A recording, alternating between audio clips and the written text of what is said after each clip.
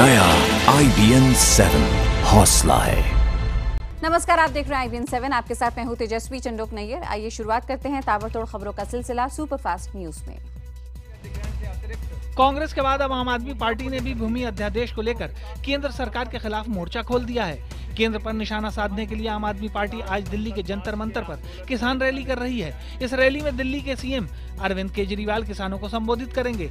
इसके अलावा आम आदमी पार्टी ने अपने नेता संजय सिंह की अध्यक्षता में किसान संघर्ष समिति का गठन किया है। संजय की अगुवाई में आज जंतर मंतर पर प्रदर्शन किया जाएगा। इसके बाद संसद भवन तक मार्च भी होगा।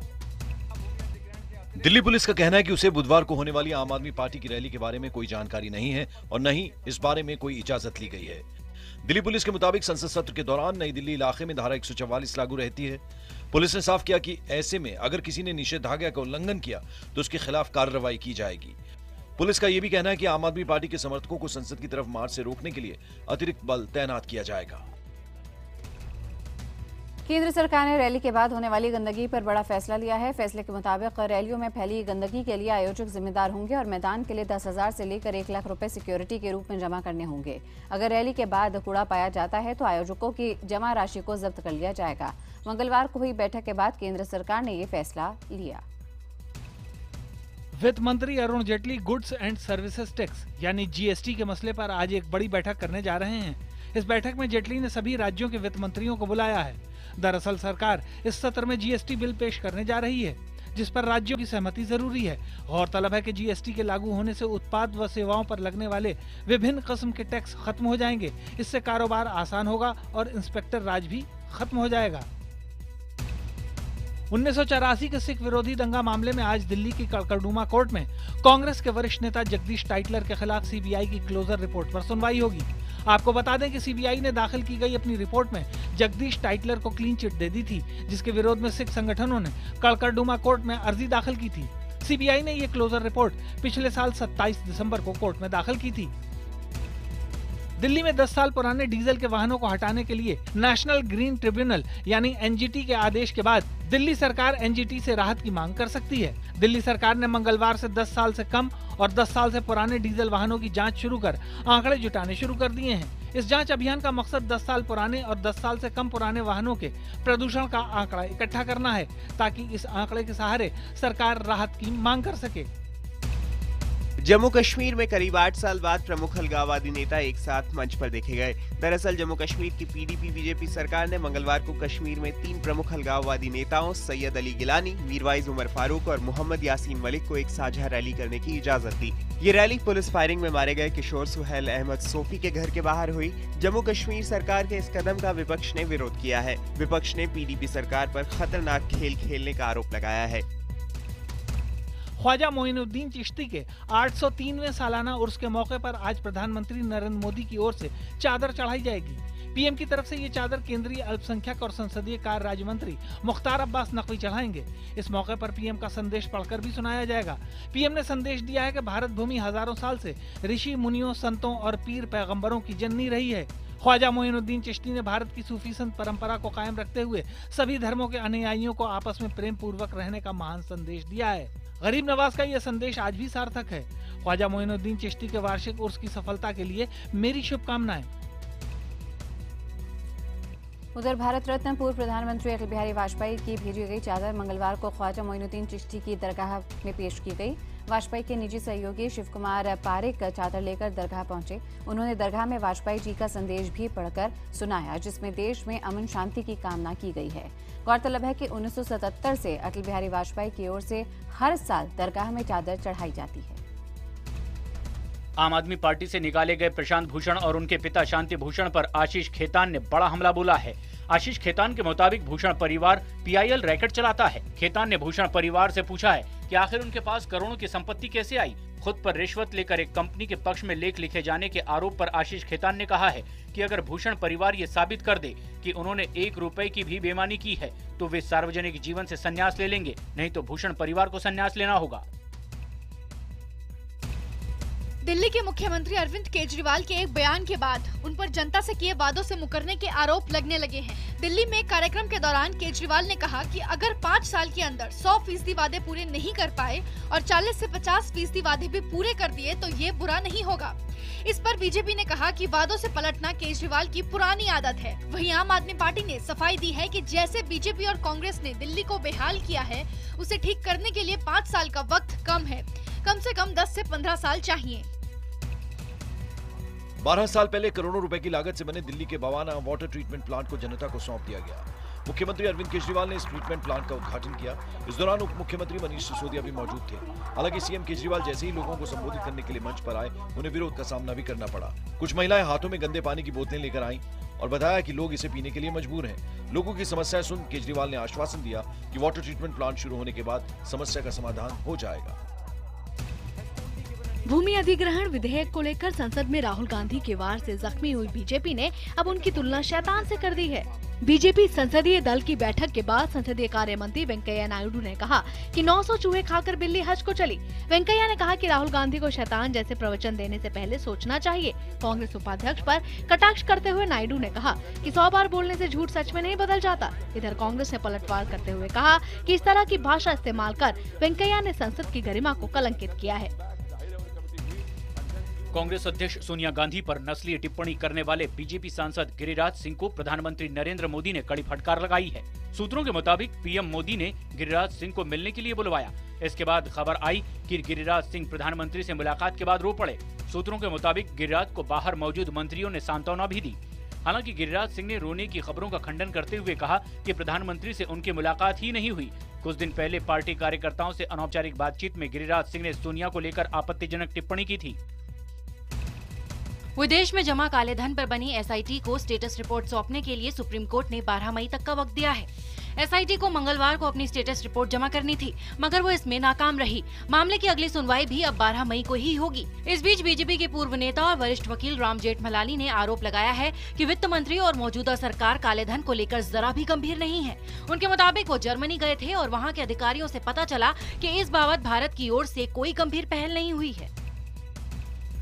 अभिनेता सलमान खान से जुड़े 13 साल पुराने हिट एंड रन मामले में मुंबई की अदालत ने फैसले की तारीख 6 मई तय की है। मंगलवार को कोर्ट में कार्रवाई के दौरान सलमान खान की बहन अलवीरा वहां मौजूद थी। 28 सितंबर 2002 के इस मामले में सोमवार को बचाव पक्ष ने जिरह पूरी कर ली थी। जिरह के दौरान अभियोजन पक्ष ने 27 गवाहों को पेश किया। हालांकि बचाव पक्ष ने गवाह के तौर पर सिर्फ सलमान खान के ड्राइवर अशोक सिंह को ही पेश किया। पहली बार यूरोपियन यूनियन की तरफ से योग को पहचान देने पर आध्यात्मिक गुरु श्री श्री रविशंकर ने खुशी जताई। यूरोपियन पार्लियामेंट ने श्री श्री रविशंकर का सम्मान किया। इस दौरान यूरोपियन पार्लियामेंट में प्रधानमंत्री नरेंद्र मोदी का वो भाषण भी सुनाया गया जो उन्होंने योग की महत्ता पर दिया था। इसी भाषण में पीएम मोदी ने अंतर्राष्ट्रीय योग दिवस मनाने की बात कही थी। श्री श्री रविशंकर ने IBN 7 से खास बातचीत में कहा कि योग के फायदे को दुनिया पहचान रही है। यही नहीं, उन्होंने ये भी कहा कि दुनिया ने ओम शब्द को भी स्वीकार कर लिया है। मौसम के बदले मिजाज के बीच अक्षय तृतीया के मौके पर गंगोत्री और यमुनोत्री के कपाट खुलने के बाद कड़ी सुरक्षा में 4 धाम यात्रा शुरू हो गई। मंत्रोच्चार के बीच दोपहर करीब 12 बजे यमुनोत्री के कपाट खोले गए। उधर गंगोत्री धाम के कपाट खुलने के मौके पर मुख्यमंत्री हरीश रावत भी मौजूद थे। उन्होंने कहा कि उत्तराखंड पूरी तरह से सुरक्षित है। कपाट खुलने के बाद भक्तों की भारी भीड़ उमड़ रही है। 24 अप्रैल को केदारनाथ और 26 अप्रैल को बद्रीनाथ के कपाट खुलेंगे। रविवार रात और सोमवार को गढ़वाल के कई इलाकों में बारिश की वजह से यात्रा को लेकर थोड़ा डर है। यूपी के अमेठी में रोडवेज की चलती बस में अचानक आग लगने से 9 लोगों की झुलसकर मौत हो गई और कई यात्री घायल हो गए। इलाहाबाद से फैजाबाद जा रही यूपी रोडवेज की बस में उस वक्त आग लगी जब बस पीपरपुर पहुंची थी। हादसे में मारे गए लोगों के परिवार वालों को यूपी सरकार ने 5-5 लाख रुपए के मुआवजे का ऐलान किया है। साथ ही झुलसने से जख्मी हुए लोगों को 50-50 हजार की मदद की घोषणा की गई और उनका इलाज मुफ्त में कराने के आदेश भी मुख्यमंत्री ने अमेठी के डीएम को दिए। आग लगने की वजह की जांच जारी है। हरियाणा के अंबाला में गुंडागर्दी का एक वीडियो सामने आया है जिसमें कुछ लड़के एक स्कूली छात्र की बेरहमी से पिटाई कर रहे हैं। पिट रहे मासूम छात्र का कसूर सिर्फ इतना था कि उसने इन लड़कों को 50,000 रुपए रंगदारी देने से इनकार कर दिया था। छात्र की पिटाई का वीडियो बनाया गया और उसके पिता को जान से मारने की धमकी भी दी गई। हैरानी की बात यह है कि इनमें से 2 युवक हरियाणा पुलिस के अधिकारियों के बेटे हैं। अपने ही विभाग के कर्मचारियों के बेटों को पकड़ने में अभी तक पुलिस नाकामयाब रही है। मध्य प्रदेश के बैतूल से सांसद और बीजेपी के राष्ट्रीय सचिव ज्योति धुर्वे के बेटे पर जानलेवा हमला किया गया। हमले में बुरी तरह घायल सांसद के बेटे प्रांजल धुर्वे को जिला अस्पताल में भर्ती कराया गया है। हमला सोमवार देर रात बैतूल इंदौर बाईपास के नजदीक किया गया। सांसद के बेटे के मुताबिक प्रॉपर्टी डीलिंग को लेकर कुछ लोगों से पुराना विवाद चल रहा था। हमले का शक उन्हीं लोगों पर है। पुलिस ने 8 आरोपियों के खिलाफ हत्या की कोशिश का मामला दर्ज कर 5 नामजद आरोपियों को हिरासत में लिया है। मथुरा में अवैध संबंध के चलते एक मां ने अपने ही बेटे की हत्या कर दी। पुलिस के मुताबिक ज्योति शर्मा के पति राजकुमार शर्मा का 2.5 साल पहले बीमारी के चलते निधन हो गया था और इसी दौरान ज्योति शर्मा के संबंध शेर सिंह से हो गए, जिसका विरोध ज्योति के बेटे ने किया। इस पर उसकी मां और शेर सिंह ने योजनाबद्ध तरीके से अपने एक अन्य साथी की मदद से बेटे की गोली मारकर हत्या कर दी। पुलिस ने तीनों आरोपियों को गिरफ्तार कर लिया है। कानपुर के बरईगढ़ गांव में एक पिता ने अपनी बेटी की हत्या कर दी। बताया जा रहा है पिता ने बेटी के साथ उसके प्रेमी को देख लिया था, लिहाजा पिता ने दोनों को चाकुओं से गोद दिया। किशोरी की मौके पर ही मौत हो गई, जबकि युवक की हालत गंभीर है। उसे हैलट अस्पताल में भर्ती कराया गया है। पुलिस ने आरोपी पिता को गिरफ्तार कर लिया है। छत्तीसगढ़ के रायपुर में 5 दिन पहले गायब हुई 3 साल की साक्षी की हत्या उसके पिता सुनील मखीजा ने ही की थी। पुलिस के मुताबिक सुनील को शक था कि उसकी पत्नी का किसी दूसरे के साथ अवैध संबंध था और साक्षी उसकी बच्ची नहीं है। इस बात को लेकर सुनील और उसकी पत्नी का आए दिन झगड़ा भी होता था। सुनील साक्षी को अपने सामने बिल्कुल बर्दाश्त नहीं कर पाता था, जिसके चलते उसने साक्षी की हत्या कर उसकी लाश ट्रेन में फेंक दी। पुलिस ने सुनील को गिरफ्तार कर लिया है। मथुरा के थाना कोसीकला इलाके में एक नाबालिग दलित लड़की के साथ गैंगरेप की वारदात सामने आई है। वारदात के बाद पीड़िता ने खुद को आग लगा ली। 70% से ज्यादा जली पीड़िता को इलाज के लिए दिल्ली के सफदरजंग अस्पताल में भर्ती कराया गया है। पुलिस के मुताबिक लड़की के साथ 5 आरोपियों ने उस समय दुराचार किया जब पीड़िता शौच के लिए गई हुई थी। वारदात की जानकारी मिलने पर पुलिस ने 5 नामजद आरोपियों को हिरासत में ले लिया है। यूपी के शामली में आरोपियों पर कार्रवाई न होने पर एक परिवार गैंगरेप की शिकार अपनी बच्ची को जंजीरों से जकड़कर रखने को मजबूर है। दरअसल बच्ची ना तो बोल पाती है और ना ही सुन सकती है, साथ ही मंदबुद्धि भी है। आरोपियों की गिरफ्तारी न होने पर परिजनों को डर है कि बदमाश उसे फिर से अगवा न कर लें, इसीलिए उसे जंजीरों से बांध कर रखा है। 4 दिन पहले बच्ची को बदमाशों ने अगवा कर लिया था और गैंगरेप कर गन्ने के खेत में फेंक दिया था।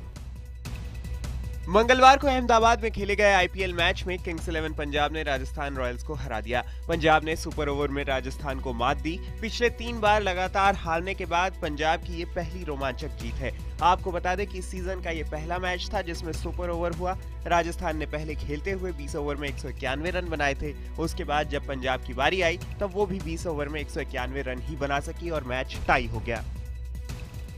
आईपीएल में आज 2 मैच खेले जाएंगे। लगातार 2 जीत के बाद हौसले बुलंद करने वाली कोलकाता नाइट राइडर्स का मुकाबला आज सनराइजर्स हैदराबाद से होगा। ये मैच हैदराबाद टीम के होम ग्राउंड विशाखापट्टनम में खेला जाएगा। वहीं दूसरा मुकाबला बेंगलोर और चेन्नई सुपर किंग्स के बीच होगा। ये मैच बेंगलुरु में खेला जाएगा। बेंगलोर टीम लगातार 2 मैच हार चुकी है, जबकि चेन्नई को 4 मैचों में सिर्फ 1 हार मिली है। कोलकाता से युवा क्रिकेटर अंकित राज केसरी की मौत के बाद फिर एक क्रिकेटर राहुल बोस सिर में चोट लगने से घायल हो गया। क्रिकेट एसोसिएशन ऑफ बंगाल के 2nd डिवीजन के एक मैच के दौरान राहुल के सिर पर गेंद लगी और वो मैदान पर गिर पड़ा। राहुल को नाइटिंगेल अस्पताल ले जाया गया। डॉक्टरों के मुताबिक राहुल के दिमाग में खून का थक्का जम गया है और उसे 72 घंटे की निगरानी में रखा गया है। राहुल कोलकाता पुलिस की टीम की तरफ से खेलता है। कोलकाता नाइट राइडर के कप्तान गौतम गंभीर ने कहा है कि उनकी टीम मैदान पर दम तोड़ चुके अंकित केसरी के परिवार की हर संभव मदद करेगी। बंगाल के युवा क्रिकेटर अंकित की मैदान पर लगी चोट के बाद सोमवार को मौत हो गई थी। टीम इंडिया के स्टार खिलाड़ी और आईपीएल में रॉयल चैलेंजर्स बेंगलुरु के कप्तान विराट कोहली अब बिजनेस में भी अपनी किस्मत आजमाने जा रहे हैं। कोहली जिम खोलने वाले हैं जिसमें वो करीब 90 करोड़ रुपए का निवेश करेंगे। हिमाचल के कुल्लू और लाहौल स्पीति की चोटियों पर भारी बर्फबारी के बाद तापमान काफी गिर गया है। उधर राजधानी शिमला में भारी बारिश के साथ ओले भी गिरे, जिसके बाद तापमान में 4 डिग्री सेल्सियस तक गिरावट आई है। ओलों की वजह से यहां फसलों को काफी नुकसान पहुंचा है। मौसम विभाग के मुताबिक 25 अप्रैल तक मौसम में कोई बदलाव होने की संभावना नहीं है। आईसिस के मुखिया अबू बकर अल बगदादी के हवाई हमले में बुरी तरह घायल होने की खबर है। सूत्रों के मुताबिक वो पश्चिमी इराक में अमरीकी सेना की अगुवाई में किए गए हवाई हमले में मार्च में ही घायल हो गया था। बताया जा रहा है कि वो अब इस काबिल नहीं है कि रोज के कामकाज पर वो नजर रख सके। पहले भी उसके घायल होने या मारे जाने की खबरें आ चुकी हैं। बगदाद से 115 किलोमीटर दूर रामादी में इराक फौज का आईएस के मिलिटेंट्स के साथ संघर्ष का एक वीडियो सामने आया है। फौज का दावा है कि उसने बच्चों के अस्पताल को आईसिस के चंगुल से छुड़ा लिया है और सरकारी इमारतों को फिर से अपने कब्जे में ले लिया है। दक्षिण पूर्वी ऑस्ट्रेलिया में आए भीषण तूफान के चलते कई घर तबाह हो गए। दर्जनों मकान बाढ़ के पानी में डूब गए।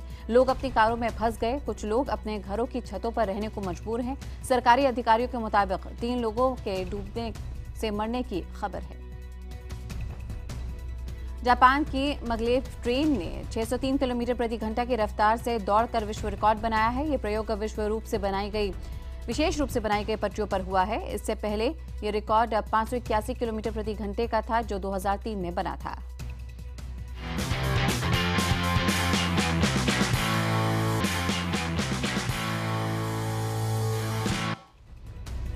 विशाल भारद्वाज की ऋतिक रोशन के साथ बनने वाली फिल्म अभी कुछ वक्त के लिए टल गई है। इसकी वजह विशाल की एक और फिल्म को बताया जा रहा है। इस फिल्म में शाहिद और सैफ साथ में काम कर रहे हैं। श्रुति हासन पर दर्ज किया गया केस अब प्रोडक्शन हाउस ने वापस ले लिया है। प्रोडक्शन हाउस ने ये case south Indian artist association के इस आश्वासन पर वापस लिया कि वो खुद इस केस को सुलझाएंगी। राम गोपाल वर्मा जल्द ही सरकार फिल्म का तीसरा भाग बनाने वाले हैं। इस फिल्म का टाइटल होगा सरकार रिटर्न्स और इसकी स्क्रिप्ट भी रामू ही तय कर रहे हैं। निर्देशक राम गोपाल वर्मा ने अमिताभ और अभिषेक बच्चन को इस फिल्म के लिए राजी कर लिया है। प्रियंका चोपड़ा की मैरी कॉम को Sweden Stockholm international film festival का सबसे बड़ा अवार्ड यानी कि ब्रॉन्ज हाउस अवार्ड मिला। इस फेस्टिवल की ज्यूरी में 9 से 17 साल के बच्चे थे। ये फिल्म इंडियन फिल्म फेस्टिवल में भी दिखाई जाएगी। अतुल कसबेकर की बायोपिक में सोनम कपूर लीड रोल में नीरजा भनोट के किरदार में नजर आएंगी। ये फिल्म 1986 में कराची में हुए फ्लाइट 73 के हाईजैक की कहानी पर आधारित है। अनुराग कश्यप की फिल्म अगली में बेहतरीन एक्टिंग का प्रदर्शन करने के बाद राहुल भट्ट को न केवल वाहवाही मिल रही है बल्कि इंडस्ट्री में काम भी मिल रहा है। खबर है कि राहुल भट्ट अब प्रकाश झा की फिल्म गंगाजल 2 में भी नजर आएंगे।